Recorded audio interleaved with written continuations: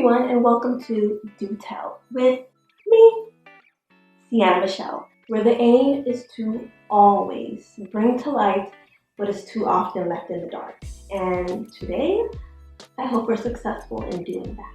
So the topic of today is sort of an expansion, if you will, on the whole misogynoir topic that I covered in my last Let's Talk video. If you don't know what I'm talking about, go watch it. So today will be sort of, like I said, an expansion on that, specifically focusing on misogynoir in the healthcare industry. Misogynoir, racism against Black women in the healthcare industry. Let's talk about it. Like I said, today's conversation will be covering misogynoir in the healthcare industry. Again, if you don't know what that means, take a look at my last video, but just a short recap. Misogynoir is the most accurate way to describe the hatred, a specific brand of hatred towards Black women. So it is where sexism and racism meets in this lovely intersection.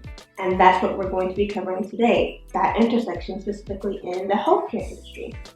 And like with most, if not all, things regarding American history, it begins in slavery. So the healthcare system / the medical field as a whole was entangled with slavery from the very beginning. The racist history of gynecology dates back to slavery. Mistreating.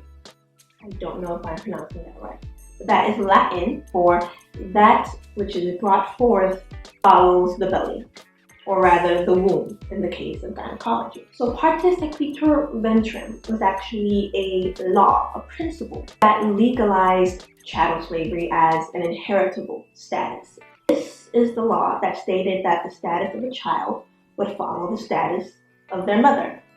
This made Black women birthing children a necessity for the endurance, the growth of slavery. For without their children and the enslaved status they would inherit, slavery would not be able to grow, as in the slave population would not be able to grow.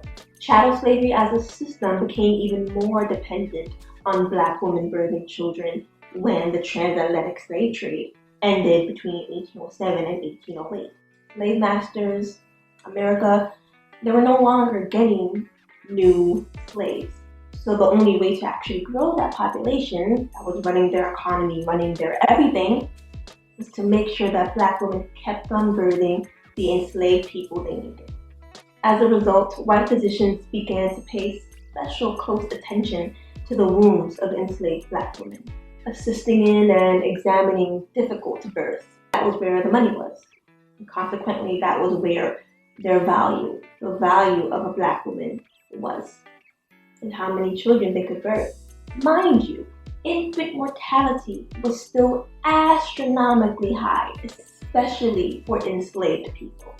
So that just goes to show how much care they actually gave to Black women.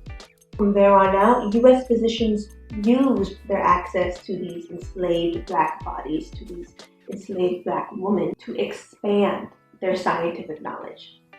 And so began what we know now to be gynecology, something born out of a need to increase the slave population and not out of care for the actual health of women. In fact, many of the field's most pioneering surgical techniques were developed on the bodies of enslaved Black women who were experimented on over and over and over again until a cure was found or until they died. François Marie Prévost, again, I do not know if I'm pronouncing that right, but him, a slaveholding surgeon, pioneered C-section surgeries on enslaved Black women bodies by continuously experimenting on them. James Marion Sims, I mentioned him in the Misogynoir Let's Talk video. Let's talk about him again. Let's unpack him a little bit more. Like I previously stated in the last video, he is considered the father of gynecology. He created the surgical technique that repaired fistula by invasively experimenting on Black women without anesthesia. Let me say that again because I don't think you understand. He invasively, in the most private area of the female body, he experimented on Black women without anesthesia. Grave masters, oh how they loved him because he could repair infertility in enslaved Black women. And again, that is where their worth lied at the time, in their womb, and how many children they could bear. Mind you, James Marion Sims actually did use anesthesia on his other patients, his white patients. It's not like he didn't know how. But, get this, he fully believed that Black women could take the pain.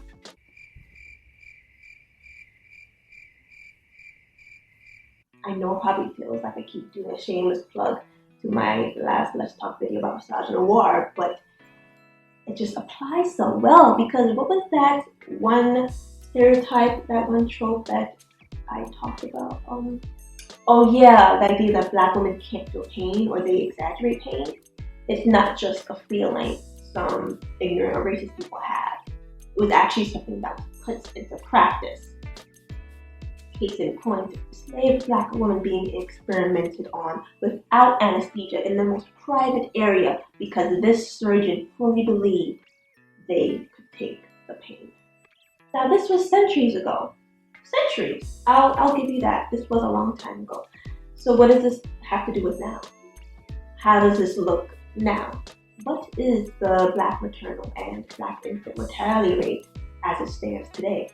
Unfortunately, although the infant death rate, I should say, has plummeted since the 19th century, the disparity between Black infant deaths and white infant deaths is actually greater than it was then. In 1850, enslaved Black infants died at approximately a rate of 1.6 times higher than white infants. Figures from the Center for Disease Control and Prevention from 2016 show that today, Black infant mortality is 2.3 times higher than white infant mortality. Additionally, while maternal mortality rate has decreased worldwide by around 50% since 1994, between 2000 and 2013, high Black maternal death rates placed the U.S. as the second worst in maternal mortality rates. Black women are the most likely to die during childbirth. They are 5 times more likely than white women and 2 to 3 times more likely than Asian and Hispanic women. To this day, Black women, their pain, their complaints are undermined or ignored in the healthcare industry. They are not properly taken care of in the healthcare industry. Because of this, you get cases like Shasia Washington. Shasia Washington, the 26-year-old fellow Brooklynite who was so excited to meet her baby girl. On July 2nd, she was a few days past her due date, so naturally, she went to the hospital, Wood Hill Medical Center, for a routine stress test. Doctors noticed that her blood pressure was abnormally high, so they gave her medicine to induce labor, and then they asked her if she would like an epidural. She either did not consent to it or hesitantly said yes. Either way, she was given an epidural. Not too long after that, everything went downhill. She went into cardiac arrest and had to perform an emergency C-section. Her baby girl, Chloe, survived. She did not. When will we learn? When will things change? How many more Black women have to die in the place where they're supposed to be healed for racism and sexism in the medical industry to be properly addressed and obliterated? Obviously, for right now, those are rhetorical questions. But I hope, no, we need to find the answer, because there have been one too many Shasia Washingtons, and it's about time that there are no more. So unfortunately, we have come to the end of this episode. Again, this was a heavy one, but I've said it before and I'll continue to say it. I probably won't stop. This is the show that keeps it real, and I would not be keeping it real if I do not cover the heavy stuff, because this is the stuff that's important. This is the stuff that affects lives. Hopefully you understand that. So thank you for getting to the end of this video. It's so important that you did, and I'm so happy that you did. Don't forget to follow me on all my social media platforms. Instagram, which I will put right here somewhere, Sienna.Michelle. Twitter, again, will be put right here somewhere, Sienna Michelle. And don't forget to like, comment, subscribe, get notified. Click that.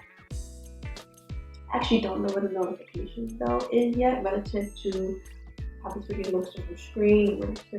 But click the notification bell. You know where it is. Click that notification bell. It looks like a little ding-a-ling-a-ling, ring a bell type thing, so you can get notified anytime I post a new video. That's what the notified symbol button statement means. So like, comment, subscribe, get notified. And until there's more to tell, this is Sienna Michelle bidding you a farewell.